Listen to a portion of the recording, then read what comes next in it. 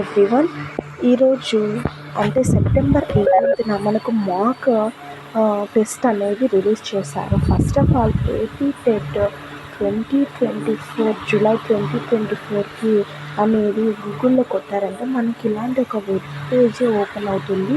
దాని తర్వాత అక్కడ చూసారంటే బ్లూ కలర్లోని మాక్ టెస్ట్ అనేసి అక్కడ మనం క్లిక్ ఇచ్చామంటే మాక్ టెస్ట్ యొక్క అన్ని సబ్జెక్ట్స్, అన్ని లాంగ్వేజెస్, అన్ని మీడియమ్స్లో ఉన్న మాక్ టెస్ట్లు అయితే రిలీజ్ అవుతాయి. దాంట్లో మీరు ఏ సబ్జెక్ట్ అయితే ఆ సబ్జెక్టుని మీరు క్లిక్ హియర్ అని ఉంది కదా, క్లిక్ హియర్ చేసుకోవచ్చు. ఇవి ఇంగ్లీష్ మీడియం ఉన్నాయి. ఫస్ట్ 3 వచ్చేసి social English medium, maths English medium, language English medium, paper 2B, paper 2A language, KM, OM అంటే ఒరియా, కన్నడ, తమిళ్, తెలుగు, ఉర్దూ మీడియం ప్రతి ఒక్కకి ఇచ్చారండి. మీడియంస్ ప్రతి ఒక్క మీడియం వాళ్ళకి ఇచ్చారు. నెక్స్ట్ అలాగే ఇక్కడ పేపర్ 2A మ్యాథ్స్ అంటే ఇది 2 లాంగ్వేజెస్లో వస్తుంది, తెలుగు ప్లస్ ఇంగ్లీష్లో కూడా వస్తుంది. ఇప్పుడు నేను 2A మ్యాథ్స్ పెట్టుకున్నాను కాబట్టి దాన్ని క్లిక్ ఇచ్చిన తర్వాత మనకి ఇలాంటి ఒక చిన్న పేజ్ ఓపెన్ అవుతుంది. ఇది ఏం చేయకండి. ఇక్కడ మీరు ఒకవేళ మీరు ఏమన్నా అంటే అక్కడ ఎగ్జామ్లో మీరు అక్కడ హాల్ టికెట్ నెంబర్ లాగిన్ చేసుకోవాల్సి వస్తుంది.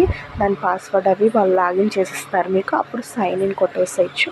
నెక్స్ట్ సైన్ ఇన్ తర్వాత మనకు కొన్ని ఇన్స్ట్రక్షన్స్ ఇస్తారు. ఇన్స్ట్రక్షన్ తర్వాత ఇదంతా చదివిన తర్వాత మనం నెక్స్ట్ అని కొట్టామంటే నెక్స్ట్ ఇలాంటి ఒక this is a mock test, the question paper displayed is for practice purpose only, under no circumstances should this be presumed as a sample paper. అంటే దీనికి ఎలాంటి మార్క్స్ అనేది కానీ ఎలాంటిది అనేది కానీ రాదు. ఇక్కడ టిక్ చేయాలన్నమాట. చిన్న బాక్స్ని చూసారా, ఇక్కడ టిక్ చేసిన తర్వాత I am ready to begin. Next అలా బిగిన్ అయిన తర్వాత ఒక క్వశ్చన్ పేపర్స్ అనేది మనకు 1 by 1 ఒక్కొక్కటి వస్తుంది. ఇక్కడ చూసారంటే పేపర్ 2A మ్యాథ్స్ అని ఉంది చూస్తున్నారు కదా, అక్కడ మీరు పేపర్ 2A అని వస్తుంది. నెక్స్ట్ ఇక్కడ చైల్డ్ డెవలప్మెంట్, ఇక్కడ చూసారంటే child development Telugu 1, Telugu 2, Telugu 3, English, maths, science, social and social కాదు బయాలజీ, సైన్స్. ఒకవేళ సోషల్ అయితే సోషల్ కంటెంట్ వస్తుందన్నమాట. ఇలా ఒకవేళ మీరు ఇప్పుడు నేను మ్యాథమెటిక్స్ చేయాలి అనుకుంటున్నాను అనుకో, దాన్ని క్లిక్ చేసిన తర్వాత మనకు 1 నుంచి 30 క్వశ్చన్స్ ఉంటాయి కదా, అవన్నీ డిస్ప్లే అవుతాయి అన్నమాట. నెక్స్ట్ ఒకవేళ ఇప్పుడు how many 2 digits numbers are divisible by 3 అనే క్వశ్చన్కి మీరు ఆన్సర్ చెయ్యాలి అనుకుంటే, ఇప్పుడు 1 అయితే 2 అయితే 3 అయితే అక్కడ క్లిక్ చేయండి. 3 అనుకున్నాము.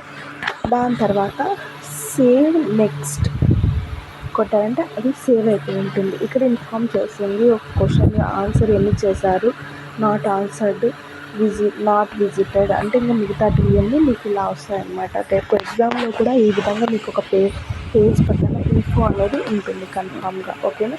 ఇప్పుడు ఒకవేళ మీరు మళ్ళీ అది క్వశ్చన్ రాంగ్ చేసుకున్నారు, నాకు 2 ఆన్సర్ అని తెలుసుకున్నాను, దాని తర్వాత దాన్ని మళ్ళీ బ్యాక్ వెళ్ళేసి 2 అనే ఆప్షన్ కొట్టి మళ్ళీ సేవ్ నెక్స్ట్ కొట్టాలి ఖచ్చితంగా. ఓకేనా. చూసారు. నెక్స్ట్ క్వశ్చన్ రాయలేదు, ఒకవేళ దాన్ని లీవ్ చేశాను, వదిలేసి వెళ్ళచ్చు. ఒకవేళ మళ్ళీ మీరు బ్యాక్ వెళ్ళాలంటే ప్రీవియస్ కొట్టారంటే నెక్స్ట్ 2కి వెళ్తారనమాట. క్వశ్చన్ నెంబర్ 2కి వెళ్తారు. ఇప్పుడు 4, 5, 7. ఒకవేళ మీరు సైన్స్లోకి వెళ్ళాలనుకుంటున్నారు, సైన్స్, ఫిజికల్ సైన్స్ అనే దానికైనా మనం క్లిక్ ఇచ్చామంటే ఫిజికల్ సైన్స్కి వెళ్ళిపోవచ్చు అనమాట. ఓకే. దీనికి 1 or 2 or 3 ఆన్సర్ కొట్టేసిన తర్వాత సేవ్ నెక్స్ట్.